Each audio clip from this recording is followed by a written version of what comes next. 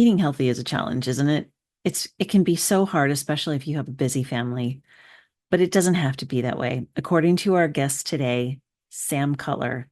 Sam is a Harvard-trained nutrition coach as well as the founder of the Mindfull app, which is Mind Full app, and we'll link that for you so you can find her. She also has a huge social media audiences on several platforms, and we'll also make sure that you are connected to her that way. Sam's going to give us some incredible ideas today about how to make easy, simple meals that are healthy and that are going to benefit your family's body as well as their mind.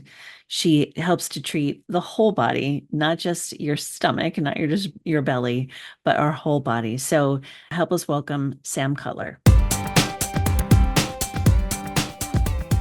Hi, this is Mary Jo Tinlin from Teaching Your Toddler. Today, we have an amazing subject and a great guest as well to talk to us about some whole foods and how we can model that for our children. So, Sam Cutler, welcome to the show.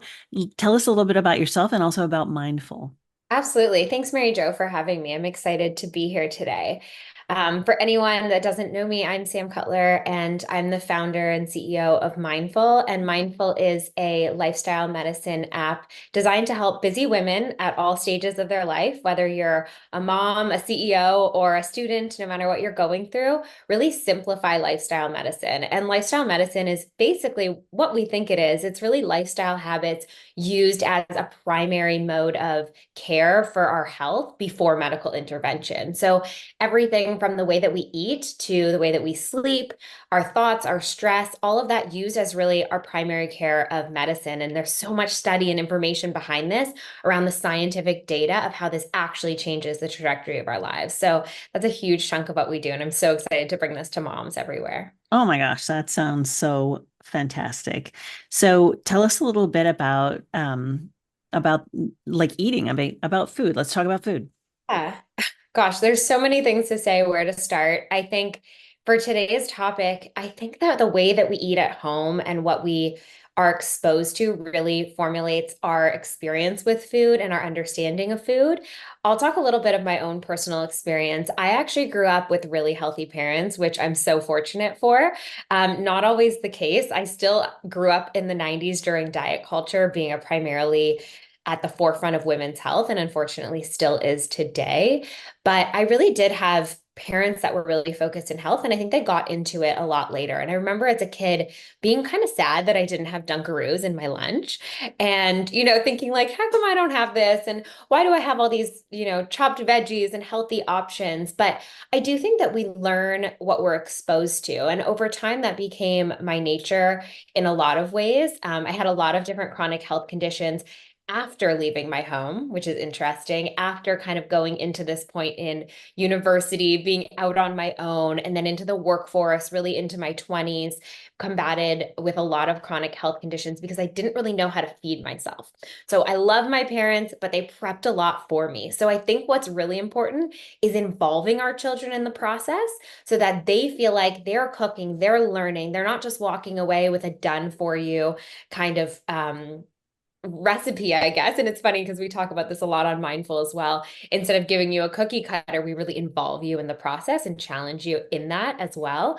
But I really think that makes such an impact in our home life, and it impacts everyone around us when they're involved in the process. So getting your kids into it, your husband, your friends and family, and also talking about the why. So not just this is healthy or this isn't healthy, but why is something beneficial? And I also don't love the like conversation around good or bad or healthy, unhealthy. I think it's really about the benefits that nutrients bring to us and down to different vegetables. What does that give you? Or maybe even asking our children, how full do they feel after they eat meals? Or how hungry do they feel? So we do this thing in my household, and I don't have children yet, and I hopefully will at some point because I love kids. But I do this with my husband. And I think it's a fun way to kind of involve whoever's in your household of asking them before you eat a meal, how full do you feel? And it's a subjective question, right? There's no real true answer. When you go to a doctor and you say, oh, I broke my arm, they're going, what's your pain level on 1 to 10? So they can know what to kind of support you with and maybe prescribe you. It's the same sort of idea. So you're making it up. Where do you feel on your kind of normal scale of really empty and super full after Thanksgiving dinner at a 10 or whatever, getting your kids to know what that feels like for them is so valuable. I wish that was something I would have done, but now I do that almost every single meal, and it becomes our habit to kind of get to know what feeling full or feeling hungry feels like so that we can advocate for ourselves and the nutrients we want. And just, really educating and involving them in the process, I think is really fun. Oh my gosh, I've never heard of that approach, but that's so good. I mean, it really goes along with being mindful, right? Like you're understanding like what does your body feel like before you start eating and then after you start eating, and to be able to say, "Oh my gosh, I am full," or "I'm too full," or or maybe I'm still hungry, right? Like we just don't really teach that. We do it ourselves naturally, but we don't talk about it. And I think a lot of people don't actually know what feeling good feels like. Mm. And that's the biggest problem. We have an epidemic of people feeling like crap, and women in particular, because we have our hormones to consider consistently that are fluctuating. And whenever we think we have a grasp on it, it's a new layer to our cycle or it's a new stage of life and things are changing. We really never get a hold of it, especially going through. The fluctuation. We have a lot of women that are moms on the platform that come to us postpartum, and they don't really know what to expect also if it's your first child as well. And so really having the support and the tools there to understand what your body is going through. And women need different anti-inflammatory resources because we go up and down so much with inflammation through our cycles, through these different changes, through childbirth, all of that. So focusing on anti-inflammatory foods becomes that much more important and valuable to us to really regulate that throughout our body as well. And we know a lot of that is made in our gut. And when we have severe inflammation in our gut, it affects our hormones, it affects our mood, it affects everything else that's going on, our skin, our hair, our nails, like all the fun, superficial stuff that we love, but also the internal stuff, right? Our energy levels, our bowel movements, all of that that's coming from inside. And we're really often pushing that to the side to get the easy, quick thing. But there's ways to get the easy, quick thing and still support ourselves in a more anti-inflammatory, nourishing way. And that's really what we're trying to share with Mindful. And so if someone's listening to this and they're like, I don't really understand what anti-inflammatory means, like, what do you mean by that?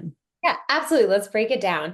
Ultimately, there's certain foods that are causing not just foods, environmental factors, lifestyle habits, but a lot of it is food. And that's what we have a lot of control over and what we choose. Unfortunately, so much of our environment we're exposed to.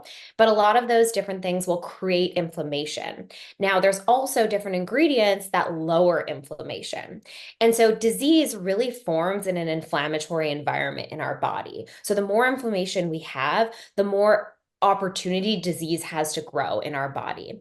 And not just to disease the traditional way we think of it, but also those sort of chronic conditions like constipation, like a severe adult acne. So many things that we don't necessarily think of as a disease. We're not necessarily just talking about cancer and Alzheimer's and all these things that might be later on down the road and hopefully not on our path, but the immediate impact. So we love to also bridge the stuff that's happening now that we can kind of see immediately with the stuff long term, because when we're dealing with women in their 30s and 40s, it might not always be their first forethought.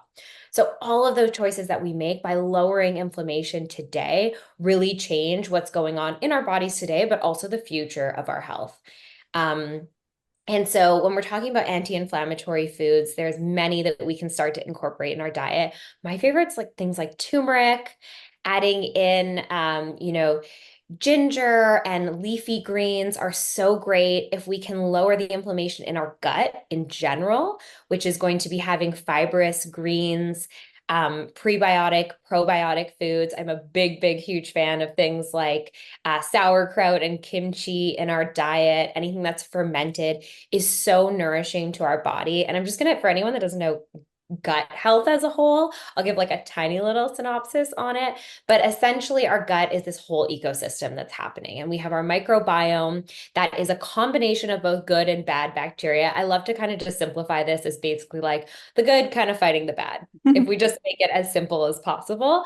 And certain things that we do will fuel the good or will kill it off. And so basically the good we need strong and healthy to fight the bad bacteria. And a lot of that bad bacteria, yes, can come from things we eat, but also comes from environmental factors, and all of different things that we're exposed to. And our cleaning products, like really everything does. And sometimes they're not things we have a choice over, right? We can do the best we can. But I think one of the things that we try to also say is we got to do our best most of the time. But the Mm. reality is, we also have to lower our stress and not be so consumed with the idea that, oh my gosh, I need to change my cleaning products, my food, like we're living in this world, and the reality is that we're exposed to it. So, what do we have in our daily choices that can change the immediate moment that we're in, and that we can kind of add into our routine and add layers? Like, don't leave this podcast and go throw out everything in your home and in your kitchen and your cleaning products and like everything, because you're going to get too overwhelmed. It's starting with internally, what can you do in your kitchen? And that's going to impact your body in such a substantial way. And then your home and your kids and your family are going to be impacted by it. That's awesome. Thank you. Thanks for explaining that. So part of what Absolutely. I think you started to talk about with your parents and with Yeah. what you can do is that role playing or that role modeling, sorry, about healthy eating. So once you start to make some of these changes and incorporating some of these foods that you've just mentioned, like how do you sort of start to influence your kids that way? Yeah. I think, I never grew up really thinking that healthy food was gross, but a lot of kids have this thing like, oh, broccoli, or I don't want that, in my meal. And not just kids, by the way, it turns into adults who feel that way too. But I think, involving them in the process and realizing that these yummy, delicious foods can turn into this delicious meal at the end of it. So seeing what really goes into things, because when you look at it at the end process, you might say, oh, this tastes good, but you don't realize that, oh, this actually came from broccoli and carrots and, whole grain rices and lean chicken or whatever it is. And it ended up on your plate in this way. And so understanding, I think the building blocks that create that meal makes you less intimidated by the one ingredient items themselves and how it turns into that healthy thing. One of my favorite ways is kind of turning something that's not necessarily the best for us, or maybe traditionally really processed or heavy in processed sugar, and flipping it into a version that's less inflammatory, that is a little bit more whole foods focused. Like, can we make this version? Sometimes it's a little more complicated than buying it at the store, but it's a fun process to go through and to see. Oh yeah, yeah. It feels better. Like when you can say, I mean, I know we have a brownie recipe that's like it's gluten free and it's grain free and it's all the things and I love making it and it tastes to me it tastes the same. And so I love knowing that I can eat that and not feel too guilty, you know? Absolutely. Absolutely. And one of the things that's so fascinating, and actually we hear from so many moms in particular, is that so in women's health, unfortunately, because diet culture has been at the forefront of that for so long, we look at weight as a single source of truth and Mm. as our North Star when it comes to health, when in reality, it actually isn't, right? Unless you're in a dangerous weight zone, it's chances are that is not a strong metric of your health. We have so many other factors that we should be considering before we're even looking at a number on a scale. However, we crave that sort of like results driven um experience. And so we look at weight, and we've been told to look at weight when it really doesn't actually result in how healthy we are. You can be high in weight, low in weight, whatever that factor is. And it has to do with muscle, it has to do with your body composition, but it also has to do with inflammation heavily. And so I hear a lot from women postpartum that they think they still have this weight, and I do say this with quotations, to lose after their baby, like a baby weight. And really, it's actually that they're still really inflamed because their hormones have not regulated still. And they haven't been eating properly or sleeping properly or caring for themselves. And I can only imagine how difficult that is when you're a new mom. But are there little ways that we can simplify that process through things like meal prep, stocking our fridge with easier access to whole foods, and really educating ourselves? And then we can step back and see a difference right away. I have so many women on the platform that message me, oh my gosh, I didn't actually need to lose weight. This happened in like a week or two, and inflammation has gone down just from lifestyle factors changing around me, right? And Mm. you're thinking it's something else, but it's really bloating or inflammation because of the foods you're eating or the environment that you're in. Oh, that makes me feel better. I like thinking about it not as a number because I try not to weigh myself because it does make me sad, even though I don't like that number. And even though it's a Right. dumb number, like why? Right. Like I And still who have made a up yeah. like the number it's supposed to be? Where does that, like, it's so relative to every single thing in our lives and every stage we're going through and water retention and muscle versus fat versus height. Like there's just so many things that it actually is not that strong of a metric. I honestly think there's a lot of stuff coming out, but BMI is kind of wild. Like that's crazy when we talk about BMI. Ah, Some can feel super healthy and feel strong, and then they'll go to the doctor and they say like your BMI shows you're overweight or you're on the verge of being overweight or something like that. And I think it needs to be redone in this country. Like I really think we need to relook at much like our nutrition, those factors need to be really, really dissected and reconsidered for everyone listening's children, for the future generation, to not be in the same like cycle that we've been in for years. I love that. I think that's very innovative thinking, and I would love to see something else revised like that. So tell us a little bit about some of the maybe if you have some recipes or some easy tips or something like that to be able to incorporate some of those healthy choices, like you said, when you open up the fridge and the kids are starving, what can they grab that's easy and that, or maybe what can you make that's still healthy but fairly easy for the families? So our whole thing is meal prep's not realistic for everybody, and I think sometimes can get a little boring. I like it, but it's not always the most exciting thing that you can do. So I'm a really big believer in ingredient prep. And we do this a lot on Mindful, where so within the platform, we come out with a meal plan every single week, and it's all video based. And we do something a little bit different.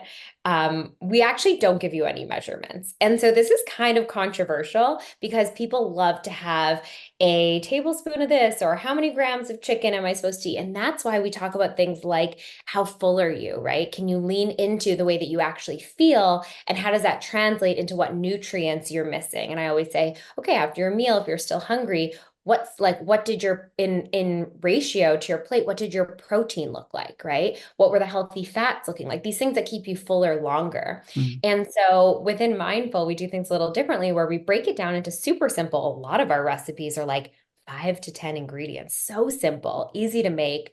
And sometimes it's kind of like combining versus even really cooking, which I I love. call it assembling, right? Like, Yeah, assembling. You're like, it's a yeah. salad, it's a bowl, it's a wrap. Mm, It's just simple. And we all mhm, are busy, right? That's what we want. And so I like to really lean into the ingredients and the ratio it plays in your meal, making sure you're getting healthy fats, fiber, greens, protein in all of your meals, and then assessing how you actually feel from that. So it's really this trial and error. But the easiest way to do that is, and to prepare for that within the week, is to have ingredients that repeat consistently so that you're not actually wasting, because then you get to play with your meal. So if you're making a wrap and you're saying, okay, I want to add a little bit more chicken, but I'm not sure how much more. And I kind of want to see how this feels for me. And if I finish it, I'm still a little hungry. I'll have some chicken, some quinoa on the side. Then you have that ready in your fridge. So you have that flexibility without the waste in the same way. So I like to, any type of grain on Sunday, I am preparing, or any type of like whole grain, like a rice, or I love quinoa. It's super high in mhm, protein. If anyone listening is vegan, it's a great way. I add it into soups, salads, wraps, like everything. All of that takes sometimes 40 minutes on the stove to make, or 20 minutes if you have the quick one. I don't want to bother with that. If I'm having lunch, it needs to be done. So you can prep it, put it in a Tupperware, keep it in your fridge, it's ready. I also think a great hack is having an air fryer. This is like people don't mhm. have it. This is God's gift to the kitchen, I swear.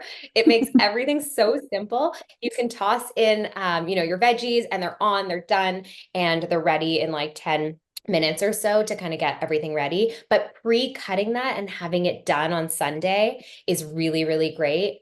We also consistently have, hard-boiled eggs in different meals, chicken, simple type types of protein that lasts in the fridge for 4 or 5 days. You can also prep that all on a Sunday or whatever day is easiest for you. I love a Sunday because then you're ready for the week, but it gets you to the weekend, right? And that's what we really need so that when we open our fridge, we can reach for something that's simple. And then it involves your children in that process because they can also reach for something when they feel hungry and get to know what that's like. So if you have pre-cut up veggies or like those lean proteins, those grains, all of that ready to go. It simplifies the process.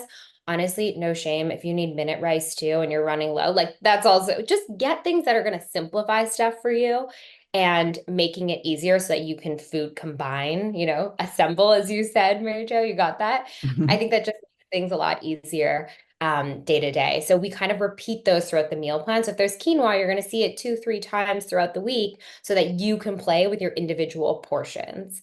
And it just makes the process fun because if you do cook with your kids, you're not heating up the rice for 40 minutes and running back and forth. You're going, okay, here's our five, 6 ingredients that are already ready.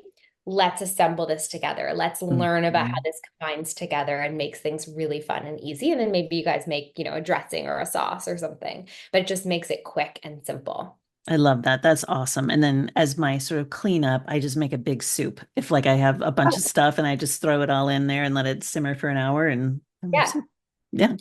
Joke in our household because my father always says, I'm going to extend that. That's his thing. So if there's leftovers, he's like, I'm going to extend it into a soup.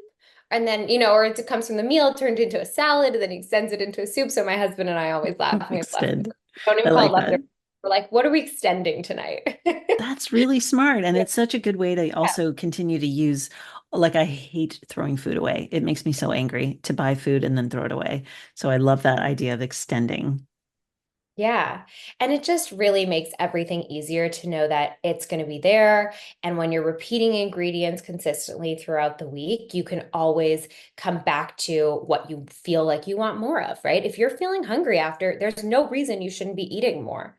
That's as Hmm. simple as it is, right? And your body's telling you that for different reasons. And like I said, as women, that fluctuates consistently, but not just from like week to week, from day to day, based off of your activity levels, your stress levels. Something people don't really pay attention to as much is that mental energy is still energy. So, although we think we have this sort of like stress eating, there's two different versions of stress eating. There's stress eating as a coping mechanism to distract ourselves, numb a feeling. We're grabbing a bag of chips. We're just kind of like, Hmm. I can't think about this. I'm distracting myself. But then there's also eating because you're more stressed and because you're demanding yourself more of yourself. You're in the office later. Sorry, you're running with your kids to practice here and you're jumping back here, and then you're also running a business and you're doing all these things. When you demand more of yourself physically and mentally, you need more nourishment. End of story. So we can't bucket stress mentally and all of that stuff that we're putting on our body as, oh, I'm stress eating. That's not the case. You Hmm. need to ask yourself, am I coping or numbing or distracting myself from something? Or does it make sense right now that I'm more hungry? Right? Hmm. Am I changing in my cycle? Was I working out a lot? Was I with my kids a lot, running around this summer at camp, doing all these things, right? Have I been, up late prepping for a vacation that we're going on? Whatever it is, you have to give your body the opportunity to speak to you and also accept it instead of fighting it and understand what it's telling you so that you're equipped with the information that can make changes for you in your lifestyle. And that's really why we don't give portions, because what's going on in your life is going to be different than what's happening in mine. And what's happening in mine today will be different than mine next week. So it's not for me to say, this is how many grams of protein you need, because it's going to fluctuate. Instead, let me equip you with that information and that valuable education so that you can now use it anywhere, not just at home. When you're out for dinner or drinks with your friends or other families, whatever that looks like, you have the ability to have that information and take it with you.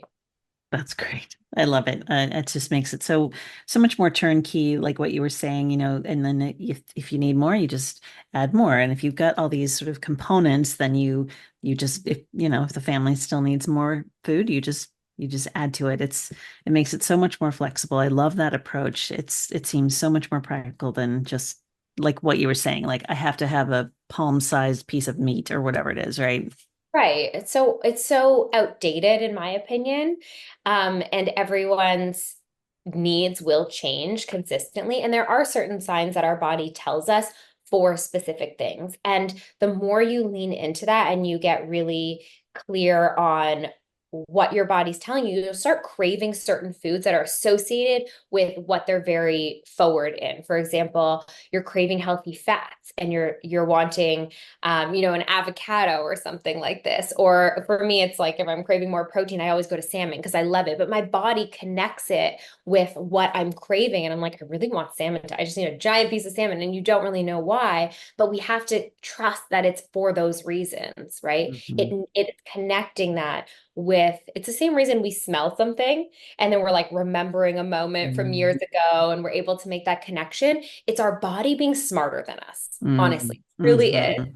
We Yeah. try to control it so consistently and it just isn't really, we're meant to work in this cohesive way with our mind and body, but we really do try to fight it, especially in our society now with all the demands that we have. Oh my gosh, yeah. And it really does sound like you're just really talking about intuition, right? Like listen to your intuition, listen to your body and listen to what it needs, not what Yeah. somebody's telling you or yeah, that's Yeah. awesome. Well, thank you so much. Before I let you go, what else do we need to know? And then please tell us also, make sure we can all find you on your app and everything like that. Absolutely. So you can find me on socials on at the Fit Fatale, like the Femme Fatale, Mhm. um, fitness. So that's my personal socials. And then you can always check out Mindfull.so. And it is spelled mindful with two L's because we're filling up your stomach, cup, and soul. And it's all about leaning into, like I've said so many times, how full you actually feel and how that resonates with you and your body.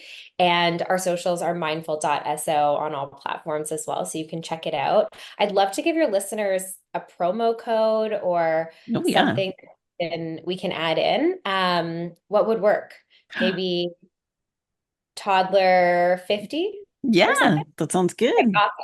Toddler Toddler 50, and we 50. can do 50% off their first month if they want to give it a try Awesome. and jump into the Mindful app. We also have in the app, it's not just nutrition. So we have meditations as well. We also have different experts in there that pop in for guest exercises that they'll do. We have a somatic healer. We have a naturopathic doctor talking to gut health. So different experts that can help guide you in specific areas. We also have a whole library of coaching videos. So if you're looking for questions, kind of like how I just spoke to those stress, the difference between stress eating and eating because you're more stressed. Those are different things we talk about. Sugar, caffeine, all of these ingredients. And then we also have a lot of supplement suggestions, supplement videos alongside all of our recipes that are video based. That's So amazing. everything in there. Yes. Awesome. Well, that's As a great. mom, and a community is the last piece where women can connect, share videos, photos, all that. It's all within the app. And so many moms are sharing like favorite recipes with their kids and smoothies they're having. So they're on the other side waiting to Oh, connect and support because I know it's a busy and a tough time for moms, especially to prioritize themselves because they're doing the work, growing the future mm, generation. So absolutely. Well, we'll absolutely make sure that these links are in the show notes as well for people so that they can use the promo code, use the links, find you everywhere. Sam, thank you so much for coming on the show today. It was such a pleasure, such great information and ideas, and I know that the listeners are going to get a lot out of it. Thank you again so much. amazing. Thank you so much for having me, Mary Jo. This was great. This has been the Teaching Your Toddler podcast with Mary Jo Tinlin. Thank you so much for joining us today. I hope you'll find us on our website at teachingyourtoddler.com, as well as on Facebook at Teaching Your Toddler, on Instagram, and on Twitter at Teaching Toddler. So join us again, and I hope you have a wonderful week. Thank you so much.